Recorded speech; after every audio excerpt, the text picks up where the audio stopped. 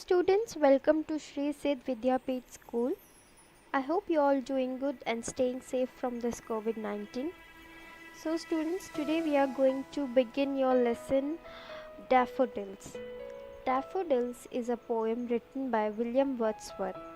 William Wordsworth is a British poet who was deeply influenced by the beauty of nature. William Wordsworth's poem naturally deals with the nature, the beauty of nature. In his poems, we find that he mostly describes about any scenic beauty, any nature, the beauty of nature, and he is also noted as a nature poet. So, students, let's start it.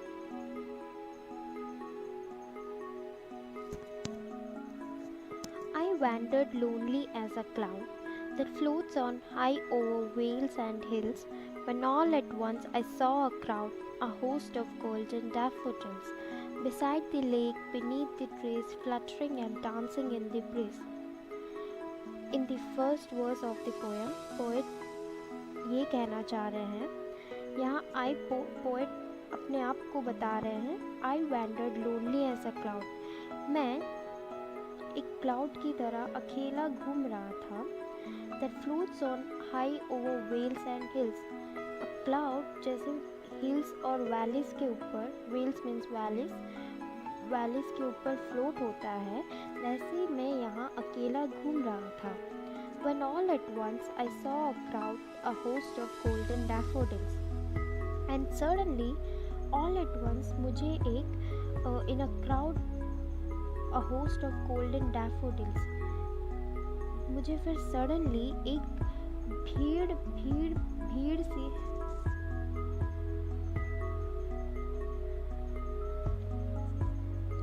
When all at once I saw a crowd, a host of golden daffodils.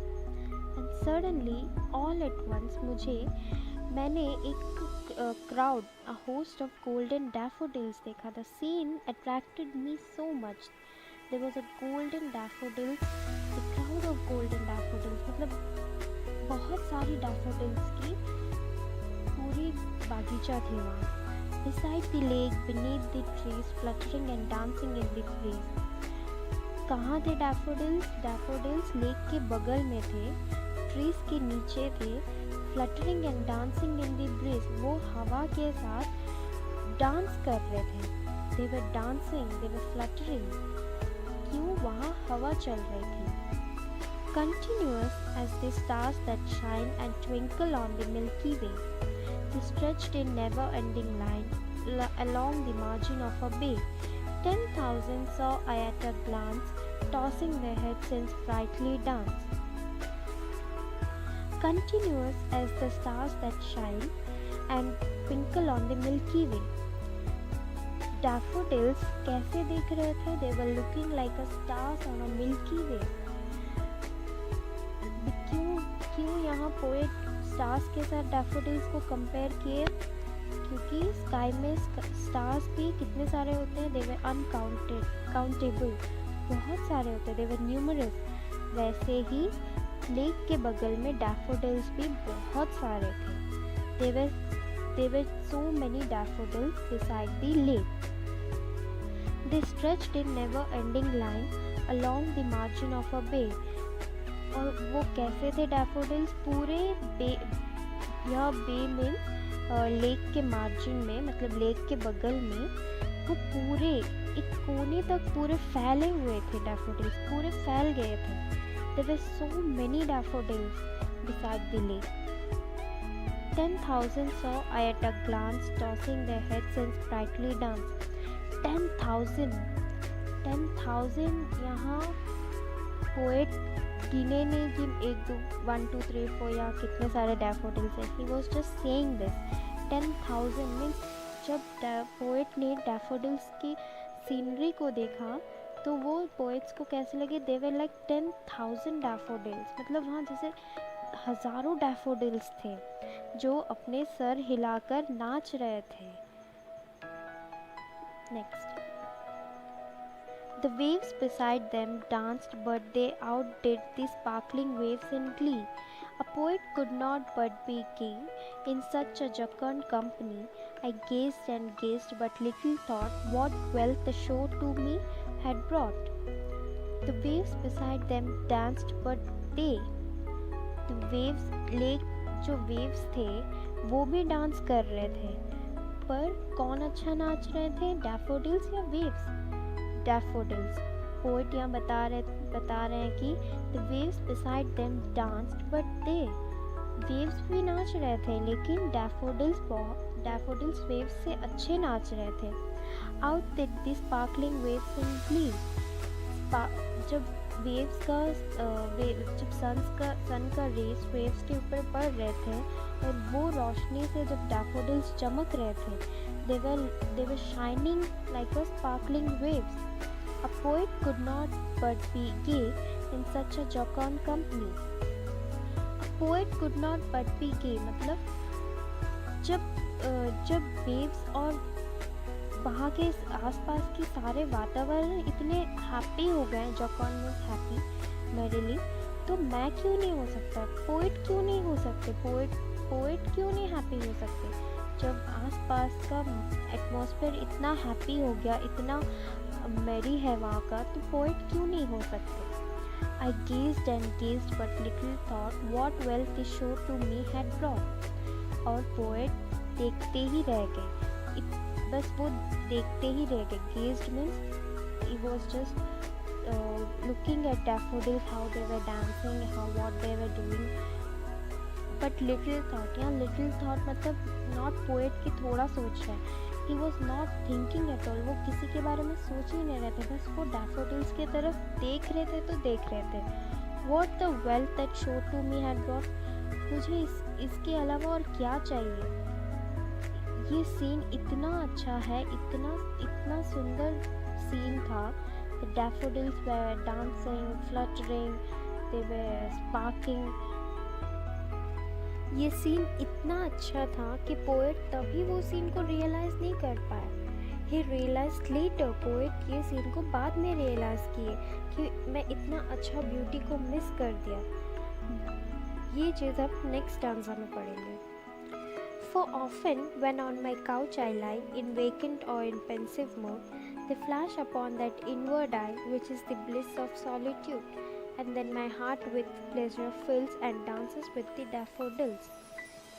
इसमें ये stanza में poet back to reality means इससे पहले poet जो भी सोच रहे थे या फिर जो भी फील कर रहे थे वॉज फीलिंग गुड, अब वो रियलिटी में आ गए। अब बता रहे हैं When on my couch I lie, जब भी मैं अपने काउच पे लेटा रहता हूँ, in a vacant or in pensive mood, in a vacant means खाली जगह, और in pensive mood means in a sad mood, they flash upon that inward eye which is the bliss of solitude. They flash upon that inward eye means here daffodils, यहाँ poet they daffodils को describe कर रहे हैं। जब भी poet अपने आँख बंद करते हैं तो डैफोडिल्स उनको उनकी लाइक वी इमेजिन, जैसे हम लोग आँख बंद करते हैं तो हमें कुछ भी चीज़ जैसे दिखाई देता है, वैसे पोएट डैफोडिल्स को विजन कर रहे थे। ही वॉज इमेजिनिंग डैफोडिल्स, उनको डैफोडिल्स उनके आँखों पे दिख रहा था, which is the bliss of solitude, और ये चीज़ उनको खुशी दे रही थी, और ये चीज़ ये खुशी, ब्लिस ऑफ सॉलिट्यूड मीन्स अकेलापन, और ये खुशी हम सिर्फ अकेलेपन में ही महसूस कर सकते हैं। हम किसी भीड़ में रहेंगे तो हमें कोई चीज़ अच्छी चीज़ को कभी भी याद नहीं आएगी। जब हम अकेले रहते हैं तो कोई हमें अच्छी चीज़ याद आती है, या फिर हमें वो चीज़ इमेजिन करते हैं हम वो चीज़ को। And then my heart with pleasures fills and dance with the daffodils. And then उसके बाद पोएट का हार्ट, जैसे ही उन्होंने डैफोडिल्स को विजन किया, डैफोडिल्स उनको इमेजिन किया डैफोडिल्स को, तो उनका हार्ट खुशी से भर गया, और उसके बाद वो भी डैफोडिल्स के साथ डांस करने लग गया।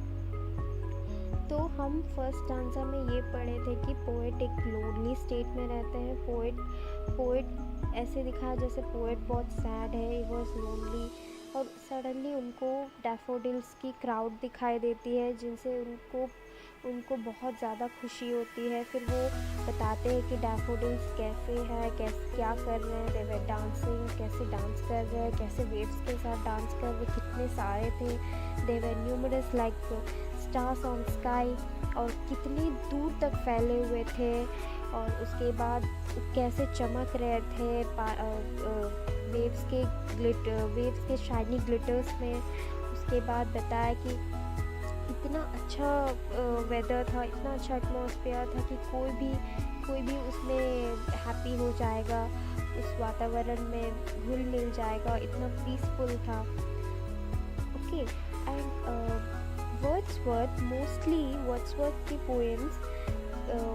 Wordsworth's poem deals with emotions recollected in tranquility. Means Wordsworth की poems mostly वो जब कोई सीनरी देखते हैं, कहीं कोई जगह जाते हैं तो सीनरी देखते हैं तो वो तुरंत नहीं लिखते, वो तुरंत उसको पोएम में नहीं लिखते हैं। वो उस वहाँ से वो सीनरी से आने के बाद, वो प्लेस से आने के बाद कुछ समय बाद उसको पोएम में लिखते हैं।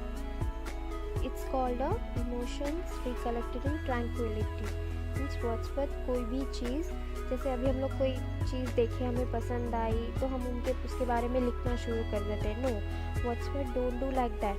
ही ऑलवेज यूज्ड टू वो चीज़ को देखते थे, वापस आने के बाद कुछ समय बाद, जैसे वो अकेले बैठे हों या फिर उनका मूड अच्छा ना हो, तो उस टाइम वो पोएम में लिखते थे।